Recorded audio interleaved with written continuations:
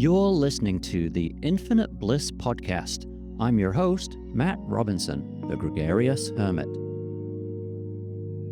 Join me each week as I take you on a journey of inner exploration to uncover the subtle connections between mind, body, and spirit. I want to teach you how to regain control of your mind so you can let go of the drama in your life and experience deep inner peace and infinite bliss.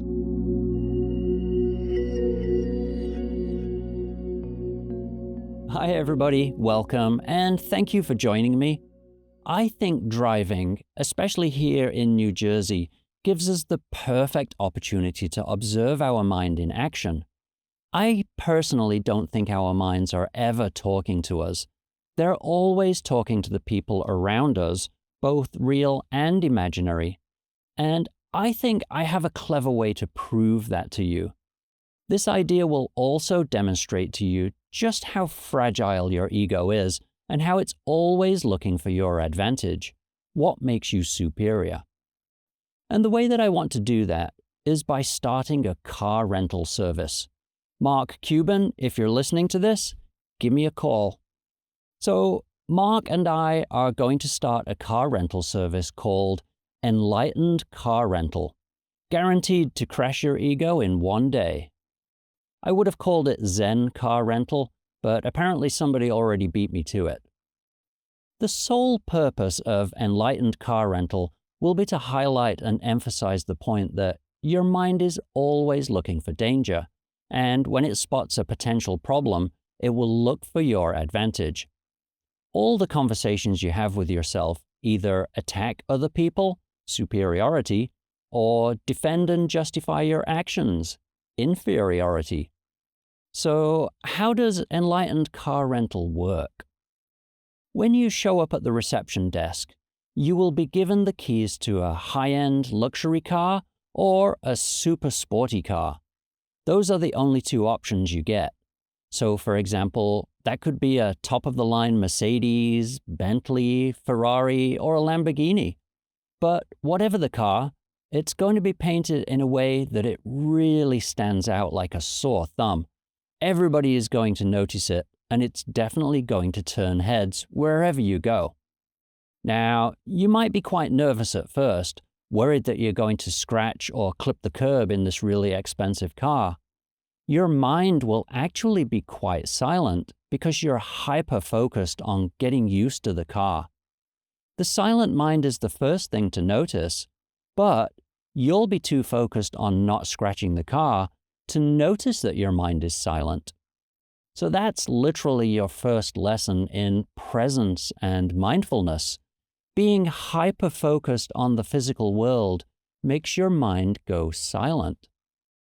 Now, as you get more comfortable, maybe you've been driving it for a couple of hours at this point, some highway driving, some city streets, and you're just getting comfortable with the size and the power and how the car drives, you'll start to relax a little and become more aware of the other cars around you. You'll become aware that people are staring at you when you pull up to the traffic lights in your lime green Rolls Royce. And that's when you'll start to hear your mind talking to you. Depending who's looking at you, your mind will anticipate what they might be thinking and will prepare a conversation to have with them.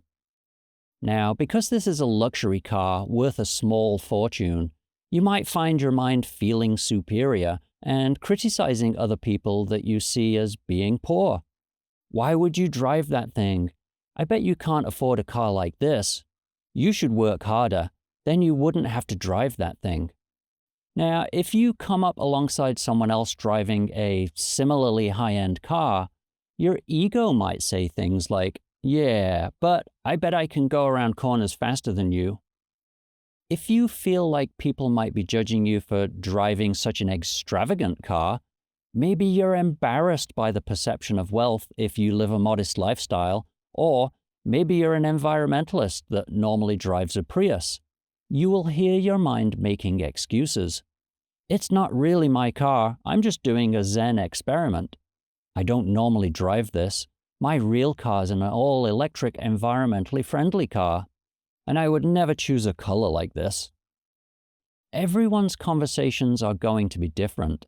They're based on your own core values, your normal day-to-day circumstances, upbringing, and beliefs. You'll see the conversations change depending who you think is judging you. And because this is an extreme car, your mind will have extreme reactions. And also because this is an extreme car, you'll also be able to witness other people's egos in action too. You'll get boy racers in their Honda Civics convinced that they can beat you away from the line, so you'll see how their minds are challenged and feel the need to prove their superiority and prove they're better than you. So that's quite a lesson. But we're still not done yet. When you return your car to the rental place, we'll break for lunch, we'll have a little group discussion with all the other renters, and then we'll do a quick meditation to relax and let the stress go. But then the fun really begins. You thought a morning of driving some garish luxury car taught you some lessons. Just wait. For the afternoon, you get to drive a really shitty car. And I'm not just talking about a small, compact car. I'm talking about a small, compact car that's 20 years old and never been cleaned, has been rear-ended twice, has different color driver's door and passenger door, and instead of a cool Firebird painted on the hood like an old Trans Am, it has a hand-painted unicorn that looks like it was done by a 3-year-old. But wait, there's more. It has no hubcaps, the upholstery is full of holes, thanks to the family of raccoons that live in the trunk. It smells moldy, and it's full of fast food containers.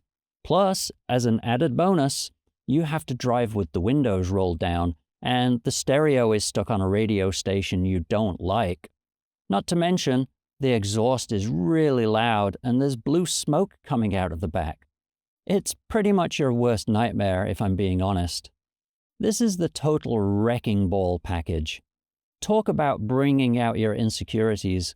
Your ego will be crushed. But this gives you the perfect opportunity to notice your mind become defensive, and it will happen almost instantly. You will shrink down in your seat trying to avoid people's stares. Your mind will be making all kinds of excuses to justify why you're driving this disaster. This is not my car, it's just an experiment. My real car is a ... fill in the blank. It's a defensive argument to win a fight. That's your advantage. Now, even though you're driving this wreck that is obviously inferior on so many levels, you might still notice your mind finding a slight advantage from time to time. The obvious one would be to proclaim that you're almost enlightened and that you don't care what they think. You're better than they are. You're on a different plane. If you see someone driving a really nice car, maybe it's someone else from the Enlightened Car Rental place driving a super luxury car. You might hear your mind say something like, "Yeah, but at least I don't have to worry about someone scratching my car." Or, "Yeah, but I can leave this parked outside a store with the engine running and nobody's gonna steal it." Once again, you found an advantage that makes you superior to the guy driving the obviously better car. Phew, that was close. He was almost better than me. But the real trick to this day of driving fun is to notice how the conversations change from the morning to the afternoon. From an outside perspective, you're coming from opposite ends of the spectrum. You're coming from the perception of extreme wealth to extreme poverty, and your mind will really struggle with that. But also acknowledge that all those conversations you had remained completely in your own head. You never spoke the words out loud, but your mind prepared the conversations ahead of time anyway, just in case one of those people that was judging you just happened to challenge you with a verbal assault. Your clever ego just going around strategizing defensive arguments like the world's most frightened lawyer. You don't have to listen to the comments. You can just let them float away. And the more you get into the habit of doing that, remaining present, your mind will actually start to limit those conversations because you're showing it that you just don't care. Only when you get upset by a comment does your mind go, I guess that was the right call. I should make similar comments in the future to keep my humans safe. So the enlightened car rental experience can transform your understanding of your mind in just one day. But I want to share with you a story that was 20 years in the making. When I first came to the States in my 20s, I drove a cool little VW Golf GTI. Not an extravagant car by any means, but it was a lot of fun and I really felt like I'd made it. So it definitely made me feel superior. And not that I recognized it at the time, but I would go around criticizing people in nicer cars for not using their turn signals, and people in crappier cars for not being as successful. But fast forward a decade or so, married, 2 kids, now driving a family Honda Accord, the conversations were a bit more mainstream, maybe not superior. But then, when my business started to struggle and I couldn't afford to upgrade, as my car got older and older, I started to notice my mind would start to brag about how good I was at fixing it and keeping it going. Not dwelling on the fact that I couldn't afford a new car, but exclaiming how superior I was by saying things like, "Yeah, but I bet you couldn't do an oil change or replace a wheel bearing in your brand new Corvette."